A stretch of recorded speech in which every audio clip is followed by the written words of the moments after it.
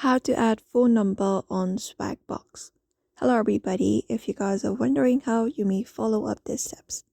First thing first, you may download this application called Swagbucks and open it up. And then once you open it up, it will show you this dashboard on your screen once you are logged in. So in order to add up a phone number, it is very easy. Once you open up the application, you should be finding different things on your screen, including that in the bottom we have different options. And the very second option we have is this one with a notepad, something which is called answers. Just go ahead and tap on it.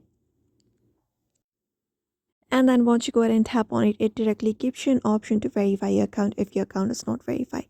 So to activate your account, what you need to do is enter up your mobile number below and tap on continue to get a SMS code from Swagbucks to verify that it is you. So all you gotta do is in this enter your phone number section, just go ahead and type in your phone number. After that, continue with the process and add up your phone number in your account in order to verify account.